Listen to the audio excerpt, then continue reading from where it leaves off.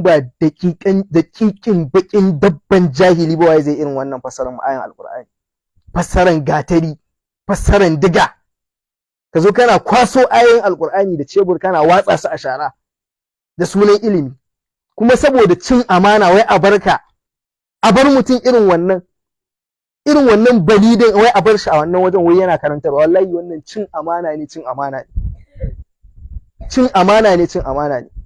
Za mu fito mu faɗa, ba a ce muna aiki ma 'yan ƙungiya ba, in aka ga dama a ce muna aiki ma kiristoci. Taqabbala fa taqabbala ha rabbuha bi qabulin hasan, ka ce wai me kama gagara ma fahimta abun, ko wai an ce luga ya karanta, ya ma yi ƙarya wa mutane cewa PhD yake da shi a luga, yazo yana wannan jahilcin, kuna jin shi. Ai akalla koda bai zuwa wannan majalisin da sunan karantarwa, koda baya zuwa wannan majalisin da sunan karantarwa, na rantse da Allah abun kunya ne ya dinga nasabta kansa da wannan majalisin, abun kunya ne ya dinga nasabta kansa da wannan majalisin, abun kunya ne ya dinga nasabta kansa da wannan majalisin. Amma a haka aka bar shi yake zuwa wannan majalisin, a majalisin zai yi kwabansa, ya je gefe ma ya sake yin kwabansa, kuma babu wanda zai iya taka masa burki.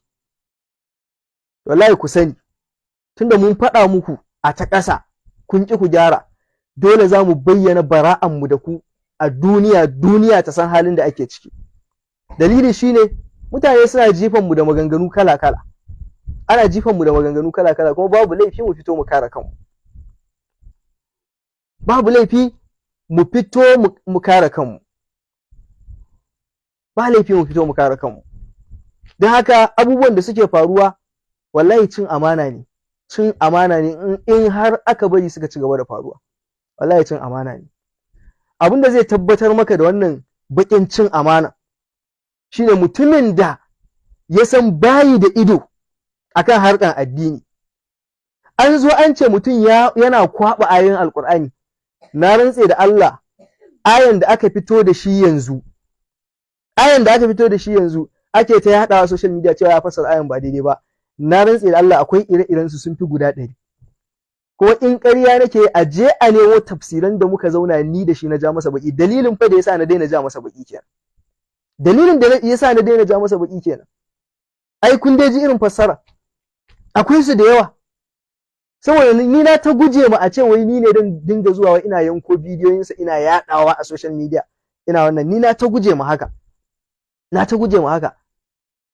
amma mun sani wasu ayoyin ni na ja su, wani ayan sai na ɗaura masa hannu akan littafi dan in bai gani bane ya gani, amma ya sake kwabawa.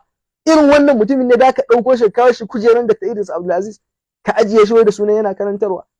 An gaya mu kun ƙiji, wasu kuma suna tsoron magana saboda kar a ce musu mahassada.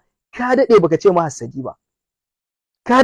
mahassadi ba, a daidai nan wajen akwai wani Professor Bala Dalhat, yana daga cikin wayanda suka yi wannan aikan suka ɗaure ma wannan ƙaryan gindi.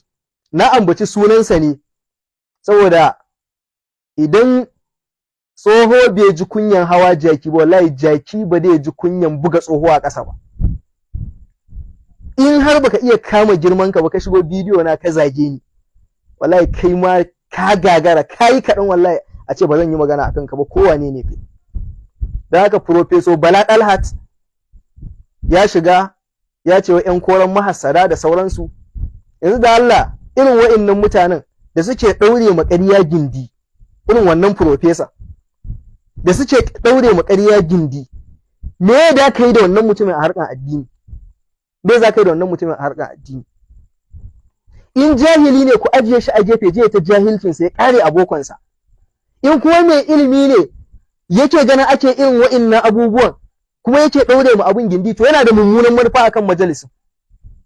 Wallahi sai dai in yana da mummunan manufa akan majalisin. Duk wanda ya kasance yana da wani nasibi komin kashinsa na ilimi ya ci gaba da ɗaure ma wannan ƙaryan gindi, wallahi yana da mummunan manufa ne akan majalisin. So yake dama majalisin ta ruguje, daɗi yake ji abubuwan da yake faruwa, a dinga mocin majalisin saboda jahilcin mutum ɗaya. Fataqabbala rabbuha bi qabulin hasan, ka ce luga ka karanta, yau ko ni irabin ayan kai ai zaka fahimci cewa wannan fassaran da kai fassaran diga ne, wannan fassarar da kai fassara ce ta gatari. Da haka kamar yadda na faɗa, wannan abin da yake faruwa cin amana ne a bar jahili ya zo ya dinga jahilci a kujerar da Idris Abdulaziz, kuma a samu wasu jahilai su ɗaure masa gindi. Wannan cin amana ne kuma wallahi ba za mu daina faɗa ba.